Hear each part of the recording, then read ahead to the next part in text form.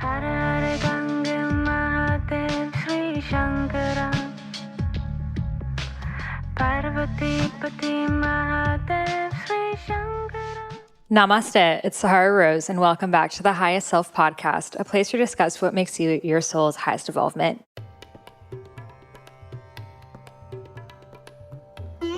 Oh my goddess, sister queen. I am so excited to share with you that Rose Gold Goddesses is officially open. We are accepting new members for the most high vibe community on the interwebs and in real life as well.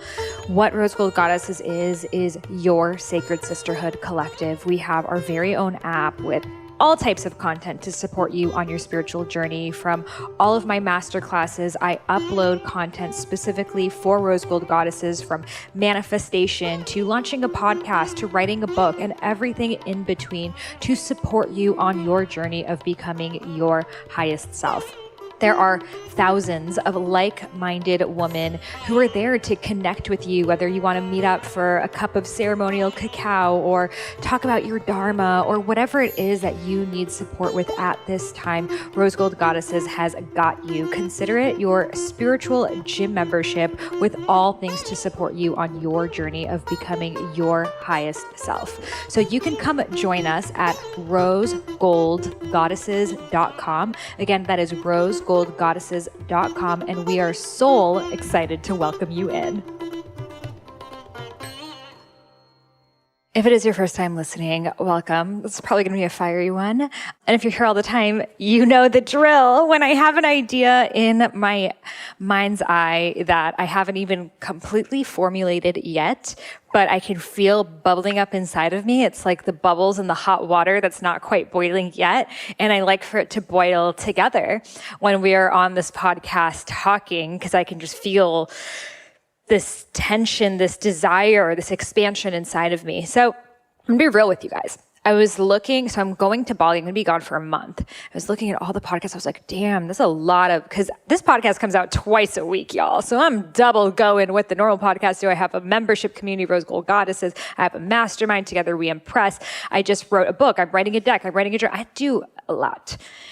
So I was looking at all the solo casts. I was like, damn, I don't know if I'm going to do these solo casts anymore. Like, it is so much energy for me. And I don't even know, I feel like I've said so much. And these interviews I do, it's this conversation. My interviews have been going longer and longer. What started with supposed to be 30-minute interviews is now like hour and a half long interviews. So it's also a lot of my time. And I've been doing all the podcasts before I leave. So every single day I'm doing like an hour and a half to 2 hour long conversation with them. I'm like, I don't know how I'm going to do these solo casts on top of it. Maybe I'll just, for a while, just have the once a week interviews like what most people do. And then after this interview I just did with Tatiana Ray, which will be out next month, oh God, the fire is under my ass again, which is like, oh, this is why you do what you do. So I want to share this with you because I truly believe that your highest self will come through without you trying. The moment that we confine an expectation on it, we stifle our creativity. So for giving myself the option of, I don't actually have to do a second solo cast every single week, which I've been doing for now almost 3 years. So it's a lot of content. I mean, I think we're almost at like 300 episodes or something to put out on top of all the monthly workshops if I do in Rose Gold Goddesses. So I took that off and naturally it arose. So never do anything out of force. Do it out of inspiration, because inspiration is an invitation from your highest self.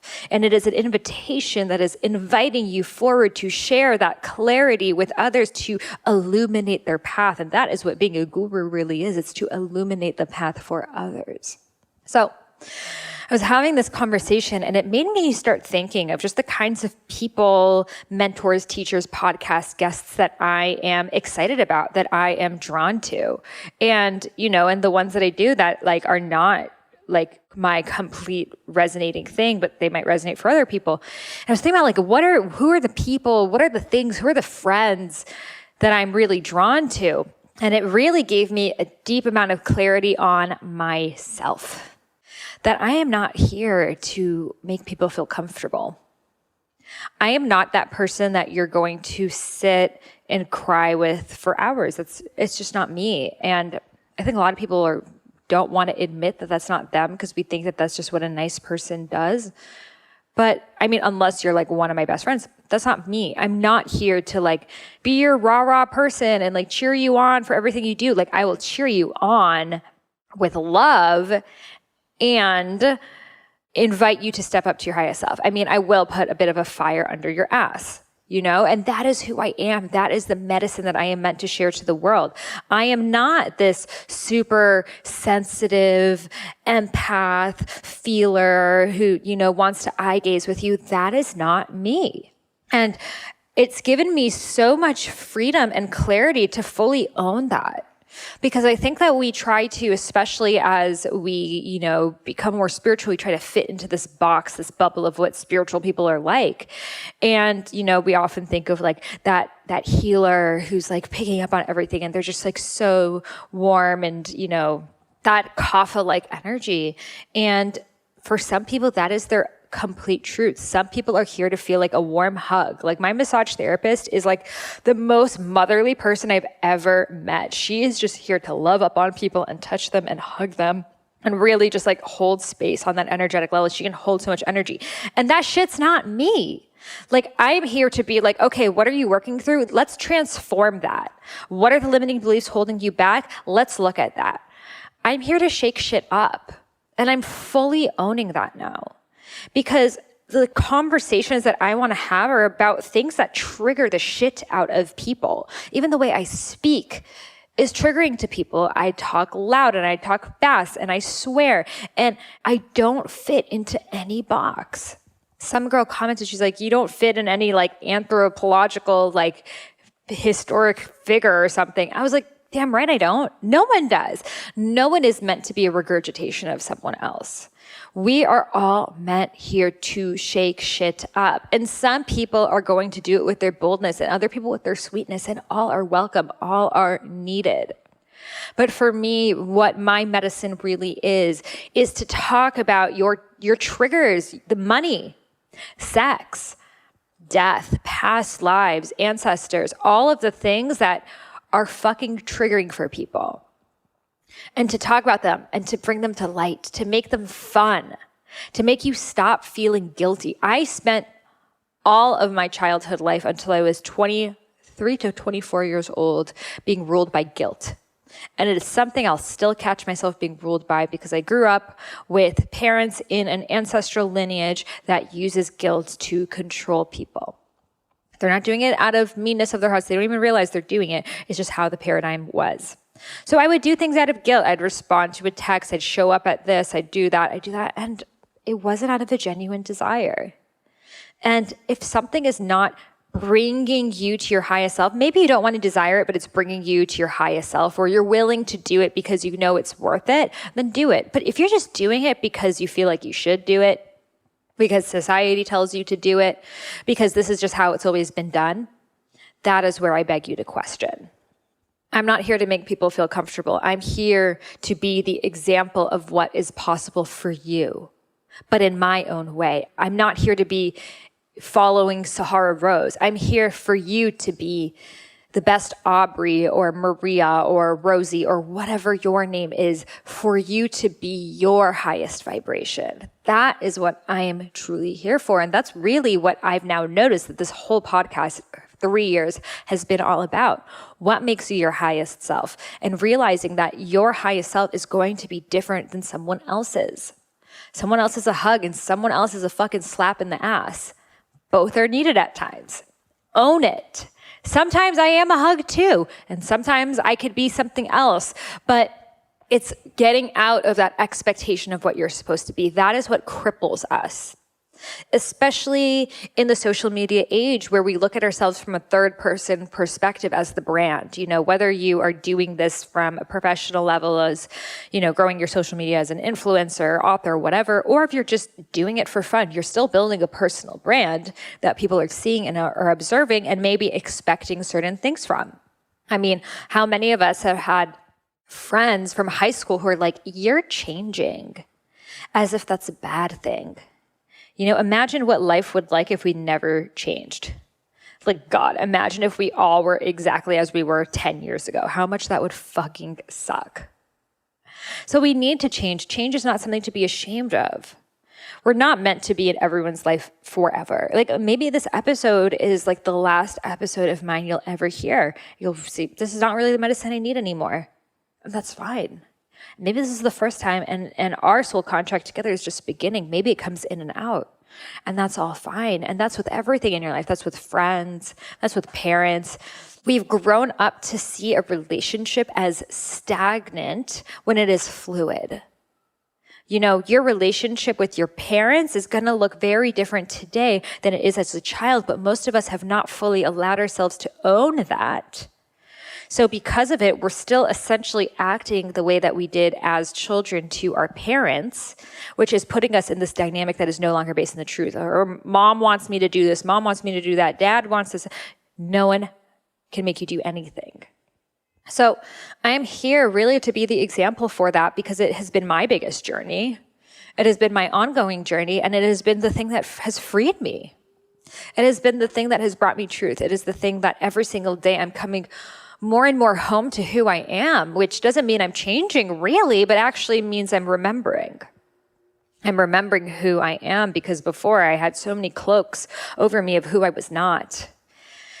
And that's what happens. That's what spirituality is. And we don't, you know, people just say, oh, you learn about yourself as you age. Well, not really, because I know a lot of people who are 50s, 60s, 70s, 80s, 90s, who do not know anything about themselves. And I know people who are 8 years old who know everything about themselves. So it's not really coming with age. It's coming with awareness.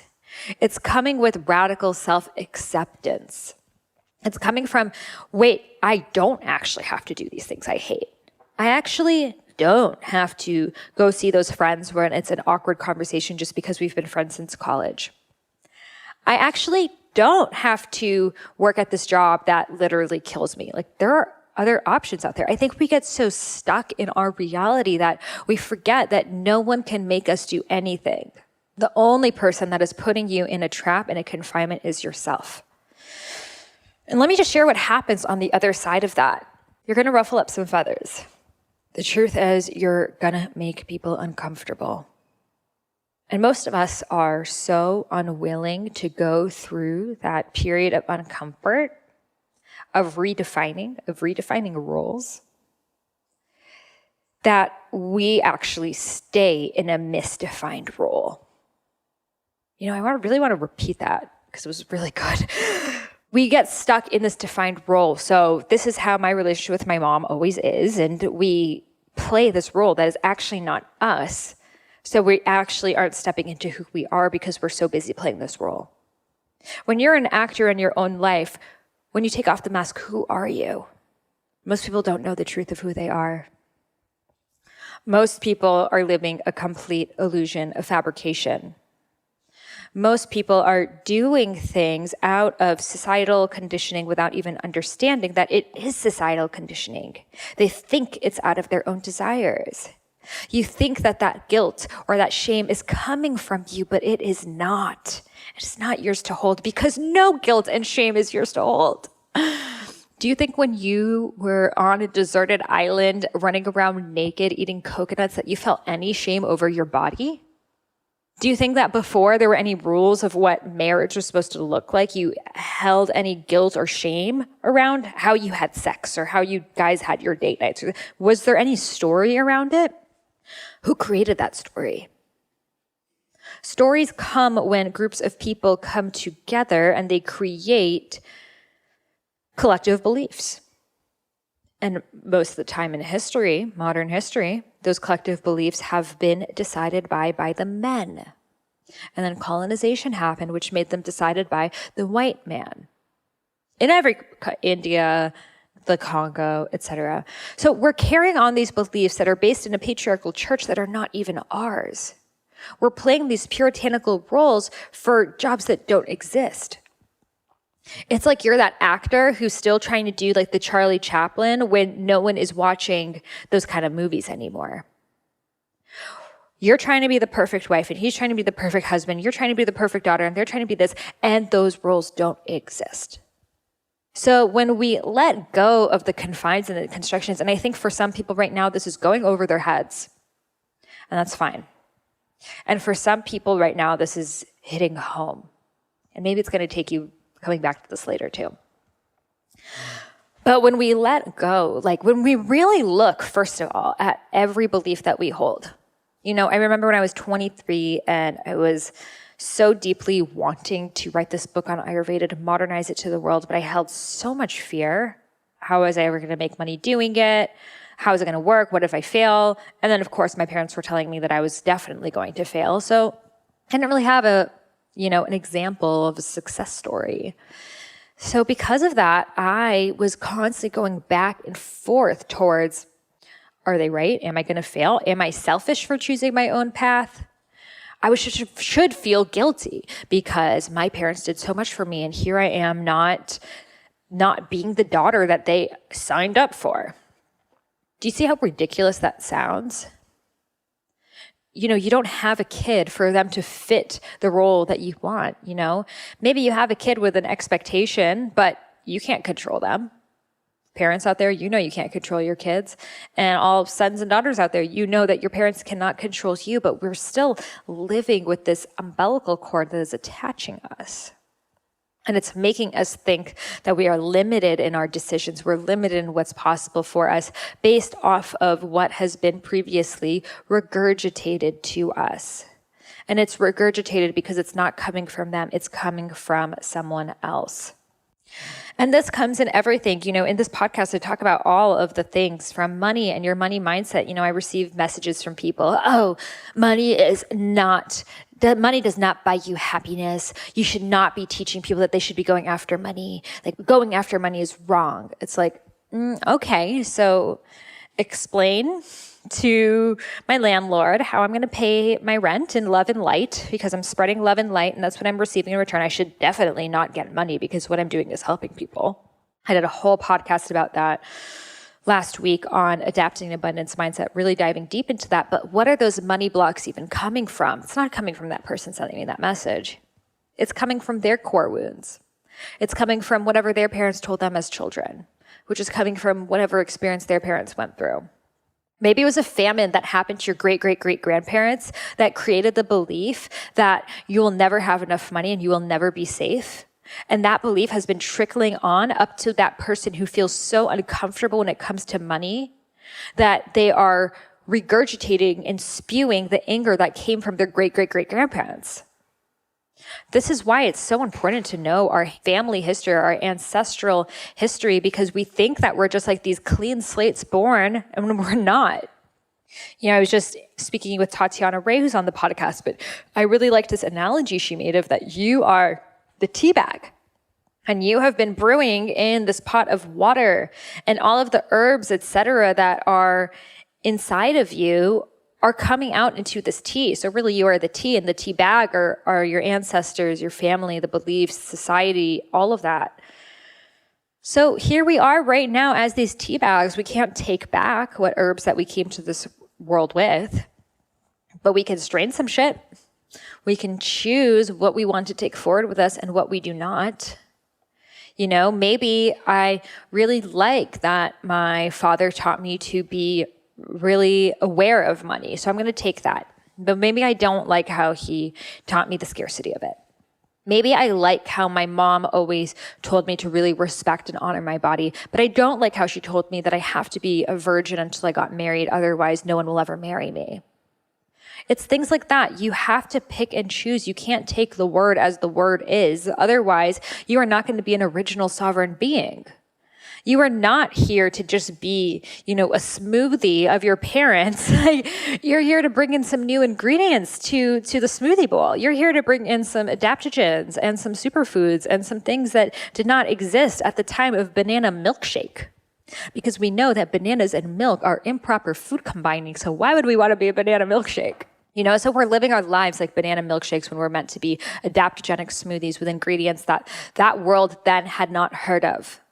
So this is really my purpose, and this is really my Dharma, especially at the moment. And it's the red thread that I really have been doing, but now I'm really just like putting it into words that I am here to shake shit up. I'm here to be a walking duality. I'm here to be misunderstood.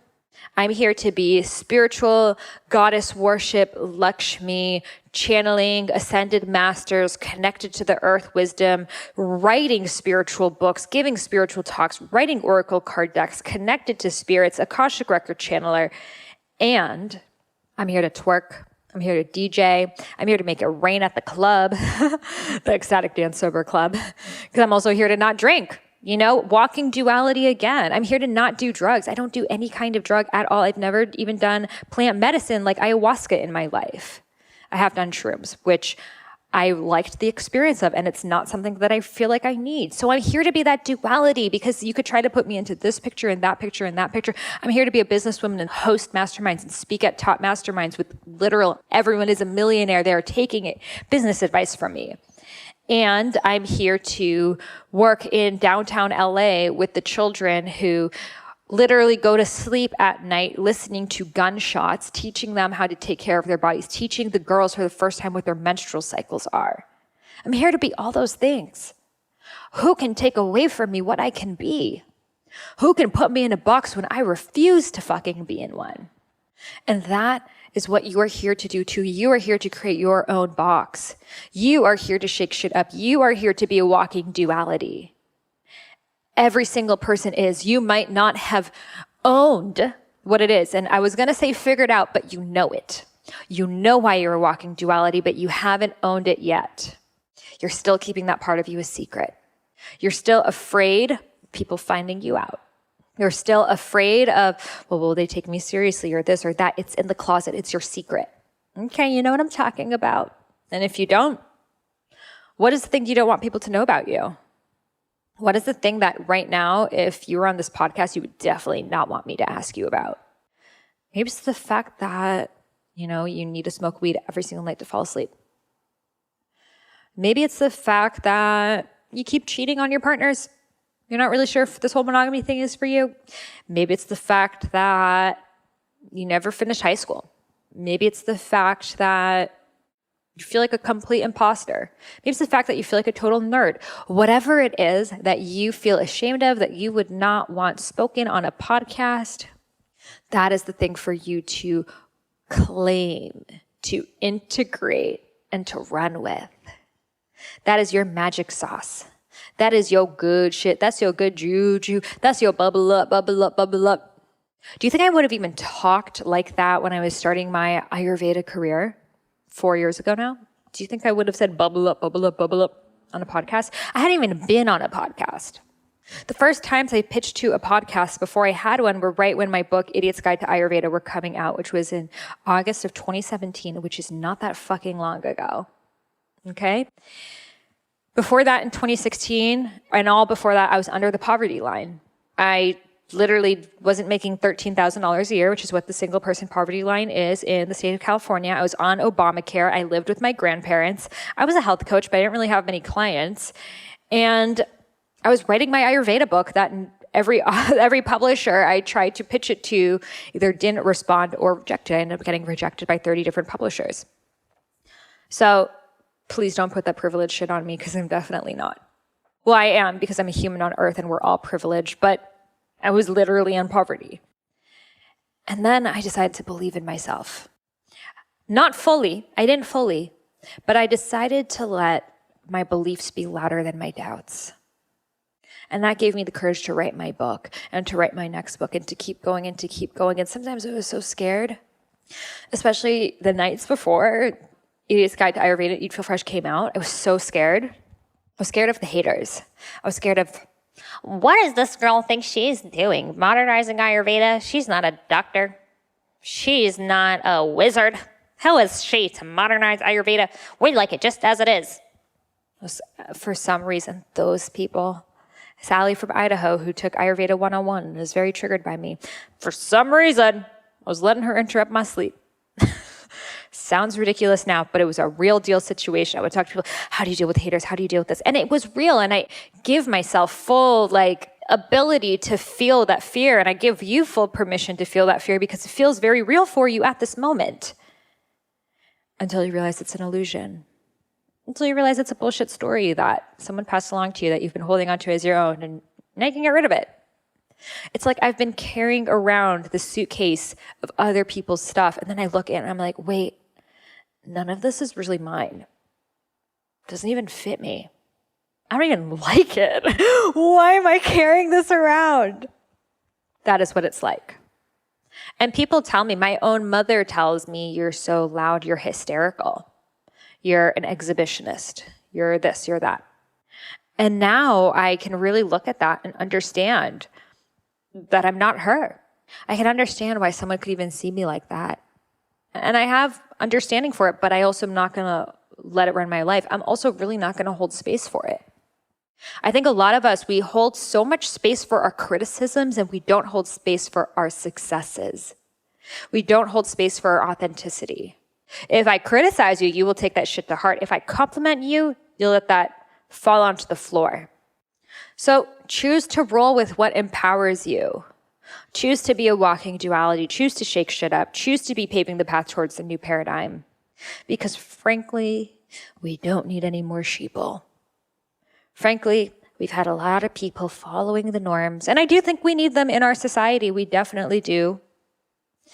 But if you're listening to this podcast this long, if you've not pressed the stop or next button yet, I think you're here to shake shit up too. Thank you so much for listening, so much for being here. I'm excited to connect with all of you.